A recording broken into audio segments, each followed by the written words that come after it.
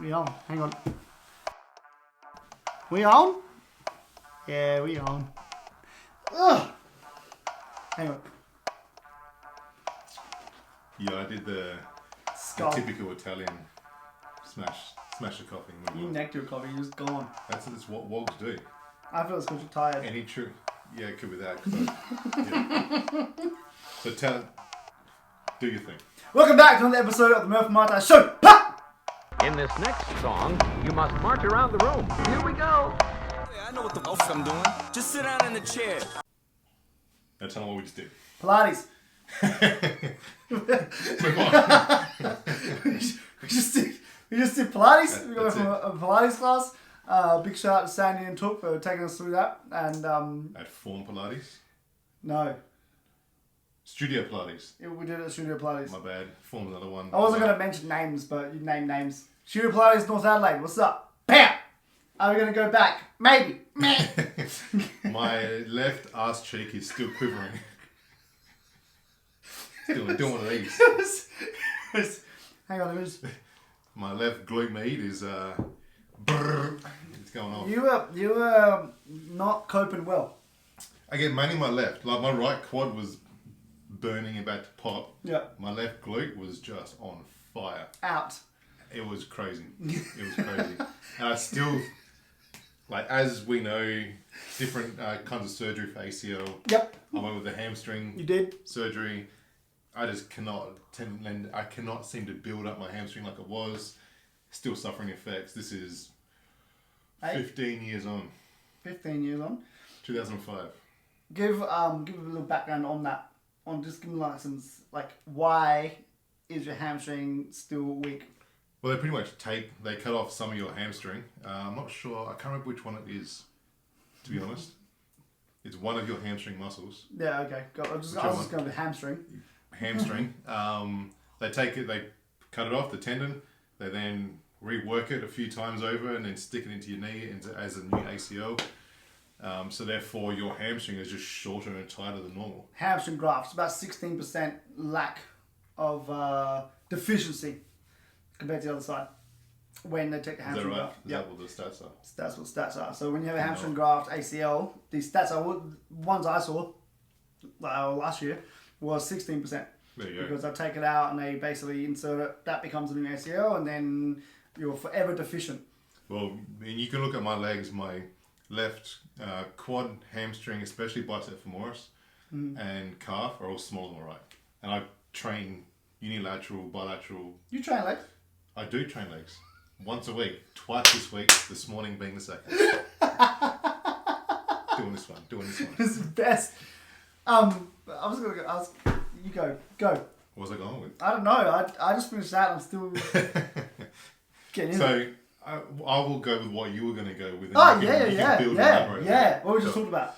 So, one thing we're talking about is, and this is a build on from our last episode, so if you haven't seen that, we'll chuck a link up to that. I haven't checked out episode 28 when we talk about social dilemma and Murph's gone cold turkey. Documentary and lifestyle modifications due to social media. Addiction to social media and so I want to get off it.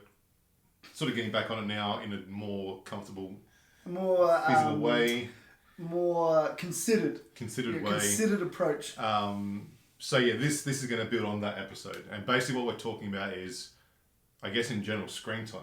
Yeah, I was like, yeah. That's pretty much what it is. It's screen time. And not just the screen time from a mobile phone or a smartphone of some sort, but every single possible screen in your life. Computers, TVs, laptop and your phone and your iPads or whatever the Samsung version is. We're not getting a Samsung. You said phones, covers all that. Covers all that sort of stuff. Yeah. So any kind of screen that emits some sort of light, electromagnetic stress, that's what we're talking about today. You go too fancy. That's what we Electromagnetic stress. Or I could go electromagnetic physiological load if we really... Holy shit! You got uni exams coming up, you can tell. You can tell your exams coming up. That's what we're talking about today. Yeah. So, elaborate. Okay. So, Pilates class was fantastic, right? It was good. The it was vibe. very good. The vibe was different to what we would normally do. A little bit of that. The instructors were fantastic. Like, I enjoyed the vibe because you were there. We enjoyed having a laugh. Yeah. We enjoyed having a laugh. That vibe, the laugh. Talking a bit of shit. The Friday vibe. Yeah, flinging things across the ring. Yeah, that kind of stuff. What I found interesting, I just had this moment where I was laying on the reformer, and I was looking at Murph next to me like this, and then behind Murph was the TV screen that you watch to do your exercise. One of them. One of them. But there was like basically what they do. You sit in a class, and I'm sure if you've been to a Pilates class, you would have seen it before. Go into a class, TV's all around. Here's your program, what you're going to do. The instructor kind of comes around, tells you what the format is, and then you go and do the exercises that are on the screen with the countdown timer, blah, blah, blah, blah, blah. All right? I just had this moment when I was like, I went, wow. And then I looked at the screen and I went, wow. It's interesting to me how much of people's lives, I wouldn't say our lives, but like people's lives can be dictated by following along with what's happening on the screen. All right? Just to clear something up, we're not having a go at the fact that there is screens. No. This is because for some people, it's I took it to a macro level. Yep. You know, so what I went with was like, all right, cool. So we're doing a Pilates class. It's not really normally our thing. We do our training, whatever, right? Definitely not normally our thing. Not our thing. But in the class, you know, the demographic of those that do Pilates is also a very similar demographic of those that would do group training in regards to like an F45 kind of demographic, right? Usually, younger females to middle age, whatever. That kind of demographic, which is cool. And what I was thinking about, I was like, wow, like, you know, if you go to, say, let's say you do like an F45, you do Pilates, and then you go to work and you're in an office doing your work stuff or whatever it is, a lot of your day is spent getting directions from a screen, right? So you're sitting on the Pilates thing, doing the screen work. You're going to the F45 where everyone's just watching the same screen, doing the screen. I don't know why this is the screen, but doing the screen work. And then you go to work and you're on the screen all day. And then you go home, you might social media or watch TV or whatever. And then some people even on the bus. On the bus. And then you go to bed and you wake up, you rinse and repeat. Some people even in bed on the screen. In bed, the screen. Yep. And then rinse and repeat. Day in, day out, you know, spend some time out, whatever it might be, but as a majority of a lifestyle thing. And then what I started to get to thinking while I was there, just in that moment, I was like, we really, if that's the way a life is, or someone's life is, it may not be your life, may not be, right? You're probably watching us on the screen right now, or listening to us on a screen. Keep doing it. We're talking to a screen right now. Talking to a screen right now. And there's other screens in the background. It's interesting because for me, it's a lack of the human connection in that life. That's what I took it as, because the way I like to think about things and the way we do things in the gym is our sessions are one-on-one, right? And when we do have our group classes, they are, and you have your strength classes as well, they are like interactive. Everyone gets to know each other. Everyone gets to talk to each other. You interact with the human that's in front of you, the person in front of you. You see the emotions and the body language and whatever. And also those doing the classes get to see the same thing as well. You get to vibe off the other people. We've got, you know, 2 mirrors in the gym. So you can't even focus on a mirror and just watch yourself in a mirror. Like, you basically are forced to interact. Yeah. And for me, it was like, you know, it's really interesting the way the world is going, or society is going in regards to screen-driven activity and reduced human contact, leading to plethora of issues. So we could break this into 2 areas. One very specific to our industry. Yes. And then one more generic to society. Let's go generic to society. Both? Let's blow it out. Like, which one first? Generic. Blow it. Generic first. Blow it up. I think basically going on what you just said was the fact that it takes away our ability to be able to communicate with other people. Just, I've seen lots of little like artists do diagrams or cartoons on what society looks like now. And everyone's, you know, on a bus, everyone's looking down at their screen, everyone looking down at a screen. Walking through Rundle Mall, I reckon you walk through Rundle Mall, and if you're not on your screen, you're looking up, you could easily walk into, like, full shirt front, I reckon 50 people from one end of Rundle Mall to the other. Yeah. If you don't know what Rundle Mall is because you're from a different state or whatever, just any kind of shopping mall. Yeah. Because people look at their phone as they're walking along the mall. And we're all guilty of it. We've all done that. Oh yeah, of course. And yeah, well, I'm not definitely still not saying that I'm now perfect after my epiphany of what's going on. Not at all, but it's definitely, the amount of screen time that we're currently involved with or putting ourselves through is taking away our ability to be able to communicate effectively and properly. And connect effectively. Connect, absolutely. So you not just communicate, be able to actually connect with another human being. And that then relates back to our profession, which we can go into in a sec, for us specifically. Relationships, friendships, family. How do you feel it affects those things? How specifically do I feel it affects those things? Like, how do you feel a lack of connection affects those things in life that you may either see? Well, you start looking elsewhere, don't you? If you're not feeling a connection from someone or something, you start looking somewhere else. And I guess that's what the phone is for a lot of people. They're not feeling that, they almost get addicted to that connection because it always gives you something. Mm-hmm. No matter what, you can go, don't like it, what's the next thing?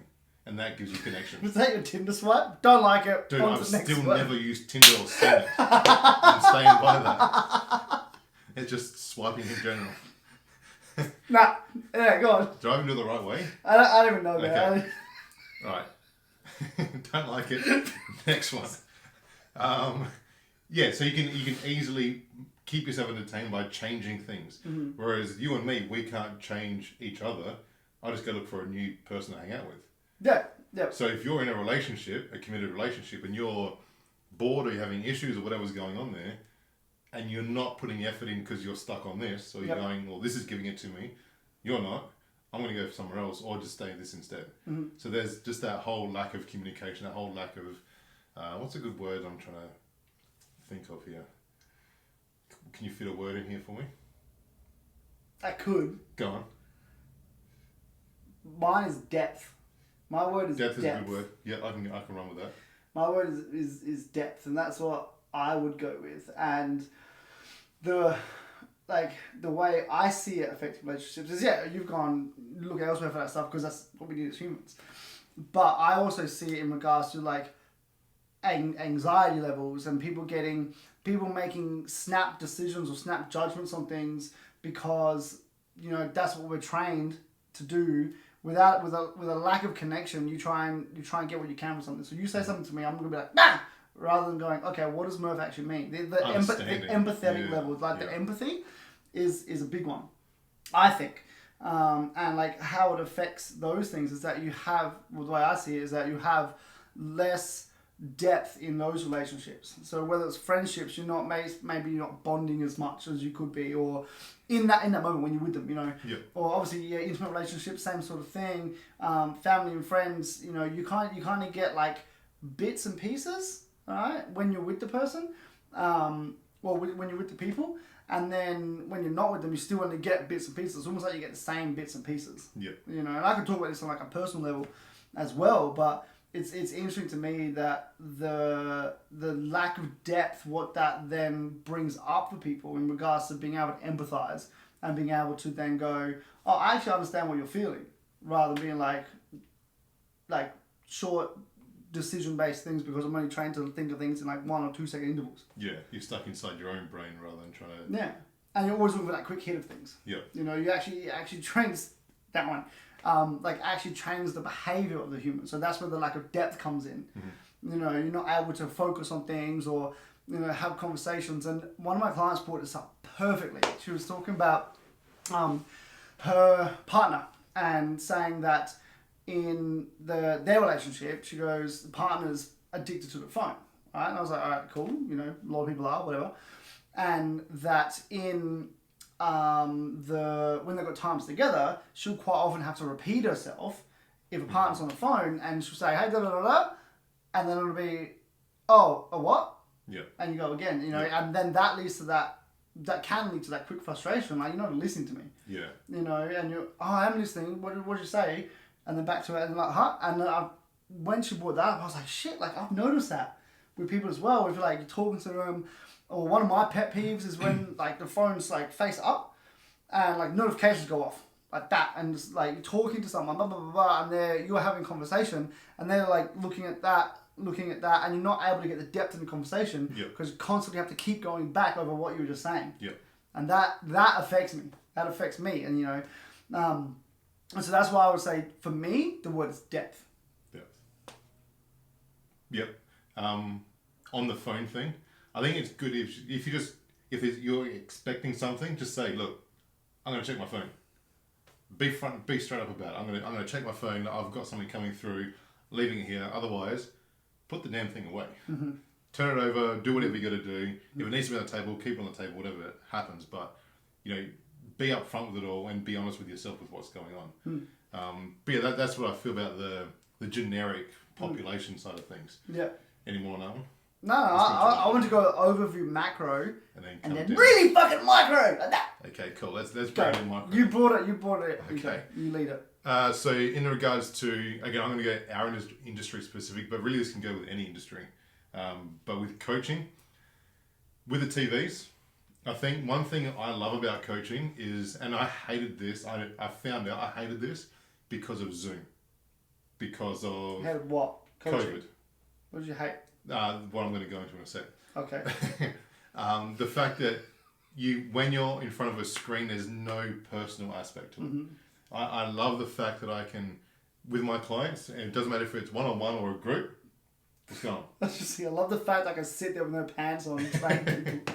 That was good for the first 2 sessions. Now it's just a novelty. It's just a novelty. You can't do it at the gym. It's really weird. But go on. Doesn't matter if it's one-on-one sessions or group. I love to be there with people, talking to them, having a bit of banter, with yourself and with your clients as well. Mm-hmm. We've got that good relationship in the gym at the moment, good culture going on. And then to explain to them. And I love questions. Mm-hmm. You can't ask questions to a TV. Oh, you're talking about, so you said Zoom. Zoom, you can't ask questions. So yeah, but this is what I found out I didn't like it based on what I experienced. Okay. But in general now, we're talking about the TV still. Mm-hmm. You can't ask questions to TVs. Mm. And I like getting questions. As a coach, I like, because it means they care and they're more invested in their training. If they're more invested, that's good for your business. Mm-hmm. First of all, it's good for their results because they're going to give a shit about it and put more effort in.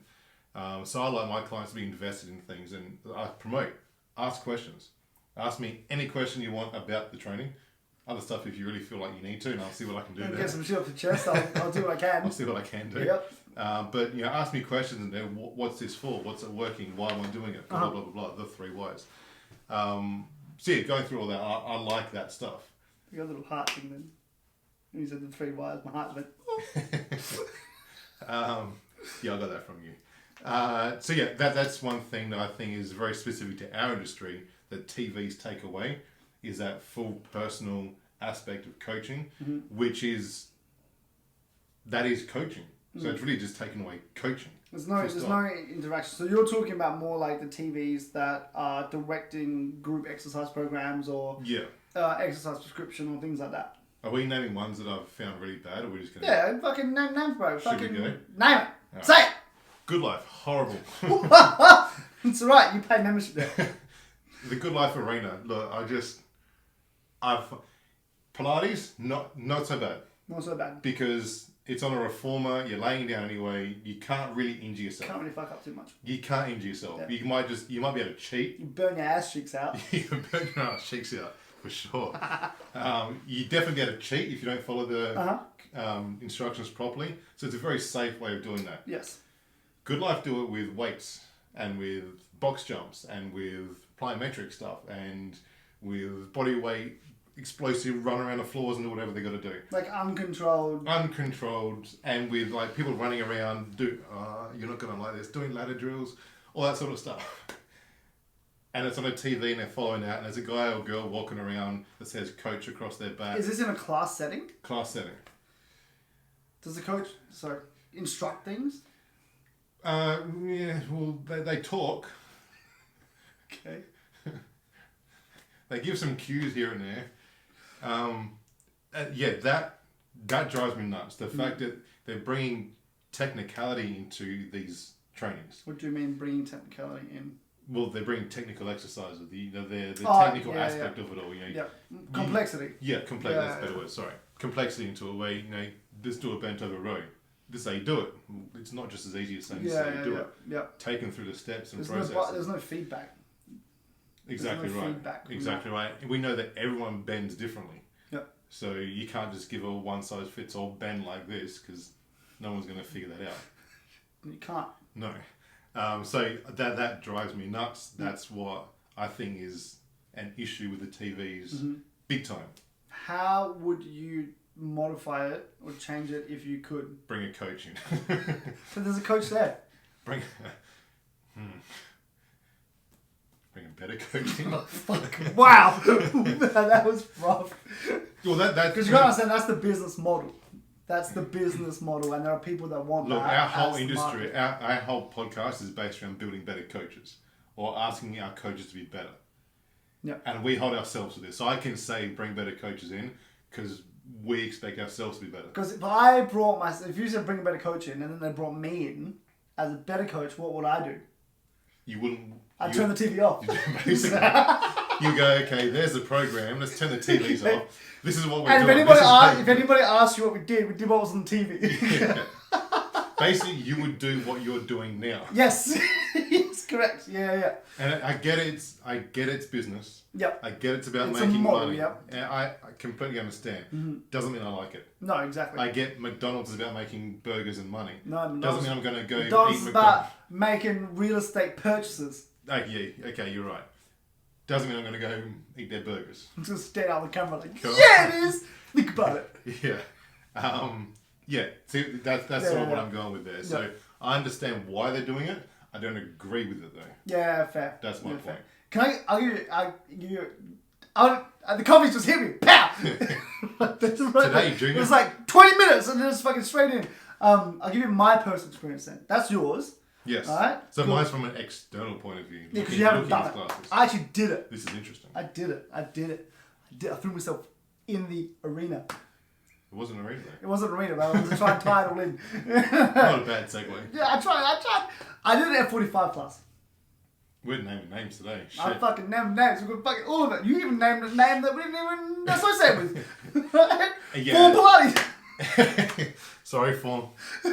Nothing to do with this conversation. Nothing to do with the conversation. You're not involved in this, but we'll tag you anyway. And studio wasn't what we're talking about right now. No. So I did F45. Right. I was in Victoria before pre-COVID. We wouldn't be talking here right now. Pre-COVID. Went to Victoria. And I was there. I did an F45 class, right? I only told you this recently, right? Like an hour ago. Real recently. Right, real recently. So I went in there, and my experience was like, I really can't comment on something unless I've done it. Right? That's one of my things. You know, good or bad, whatever. If I've done it, whatever. And what I didn't like of the director in our director from a television kind of thing was the feeling that even though there's 50 people in the class with me, right, or 60, however many there were at that time, I think it was about 50, I wasn't connected with any of them because every person was facing the same way, looking at the same TVs in the same session, doing the same reps at the same time, with the same rest breaks, and you don't give a fuck about the person next to you. And there was one moment when I was like, I want to demonstrate it, but we haven't got a ball here, where I was like, you know, I did it to the best of my ability, right, as I should, and I was facing a wall. I was about literally this far from the wall because that's where they can fit the. Far for you guys. So that's like this far. It's like half of my face onwards, away from the wall, doing like a squat press or something, right? And I was standing. The TV was above me, and that was the only space they could fit in, like with this circle that I was in, where it was. I was facing the wall, and I was like, wow, like I'm like pushed up against the wall here, right? And everyone's going to be pushed up against the wall at some point when they do the exercise, and no one really questions if that's good for you as a person to be pushed in against the wall. It's almost like the communist China of gyms. It's almost like...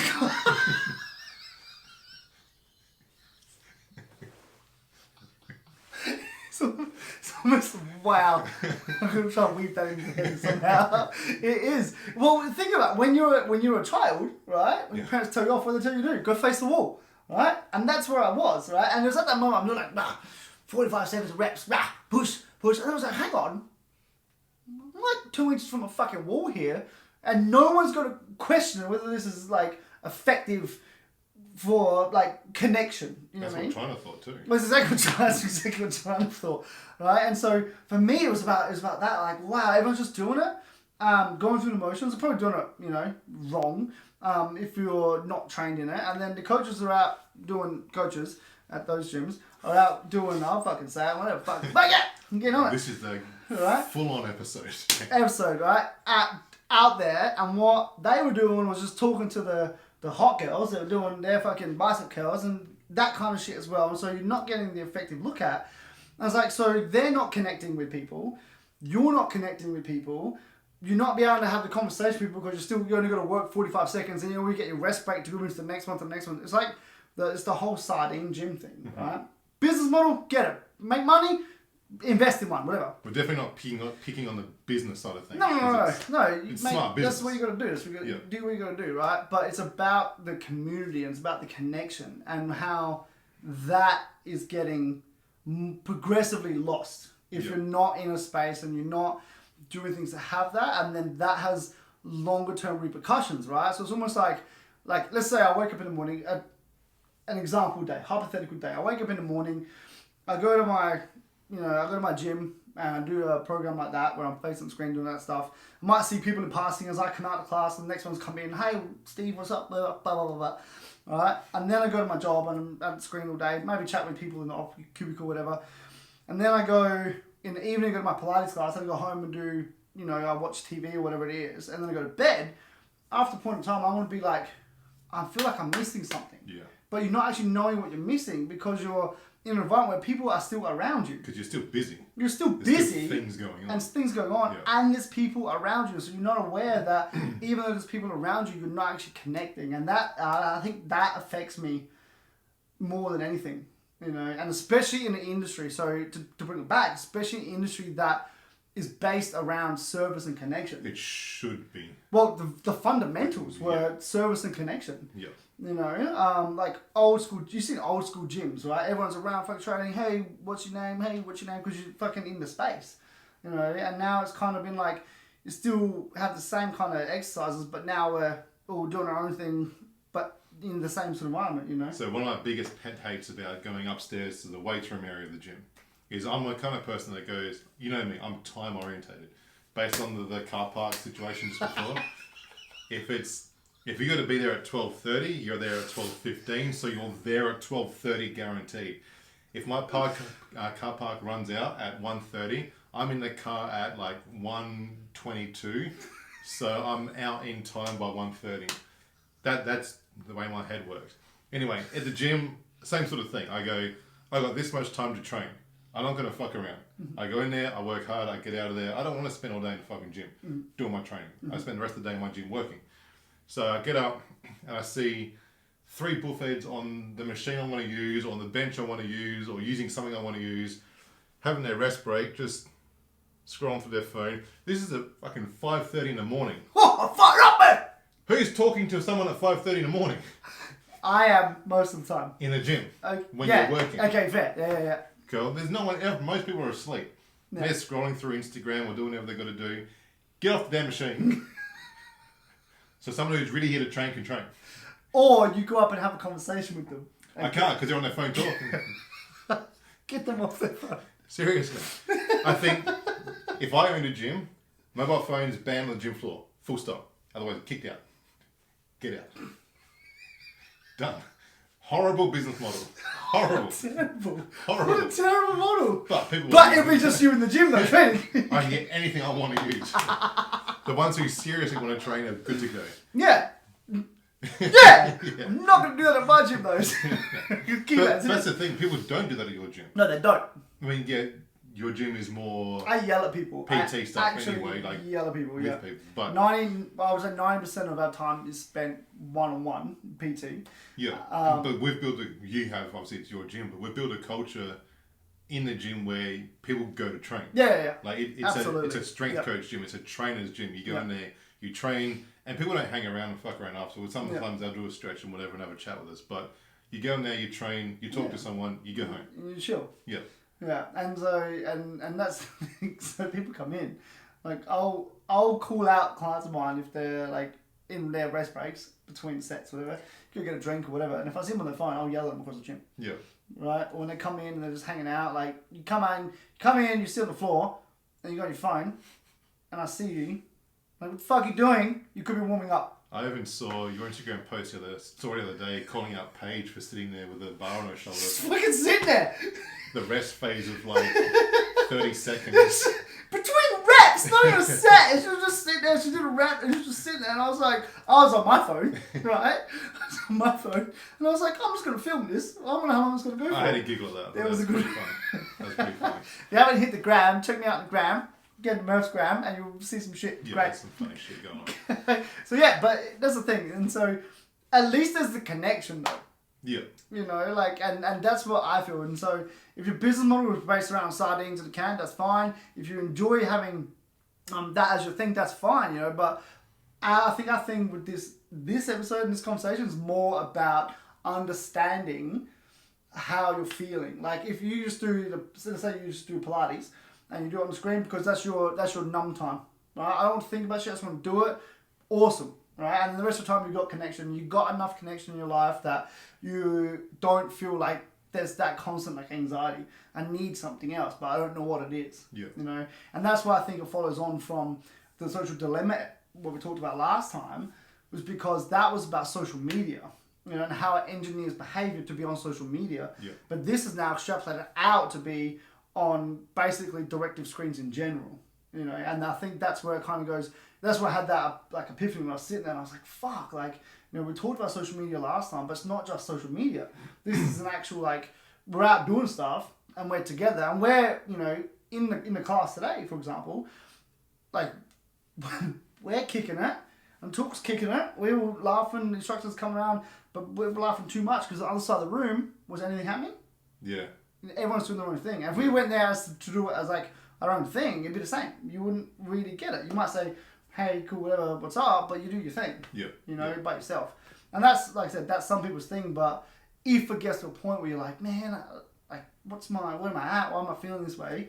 It may be a case of like, you haven't got that connection and you haven't got that interaction, you know. It's super interesting. It was just super interesting for me to be like, wow. Yeah. Yep. Agreed. Yeah, so like final show notes.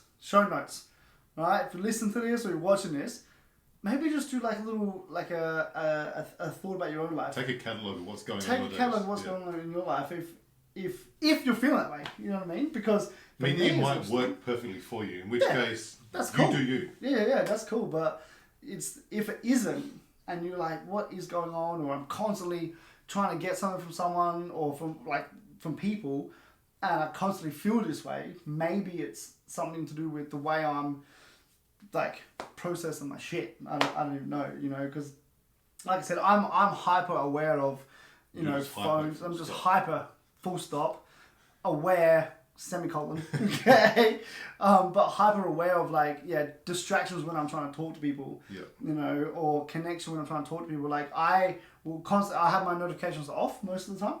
You know, because I don't want to be the one on the other end. I don't want that person to feel like I'm like talking, and then here. And that does happen. It does happen. I'm not perfect, and I don't ever profess to be. And there are times when it has to happen. But the more you can minimize that, I feel like you get this kind of like this inner peace. It's crazy with that, and then you can sort of move forwards and have those deeper relationships. You can have those deeper connections that and lead to somewhere that's, you know, that's beautiful space. And then bring it even further back again to like this, as you said before, as a coach, that's how you get clients and keep clients. End screen.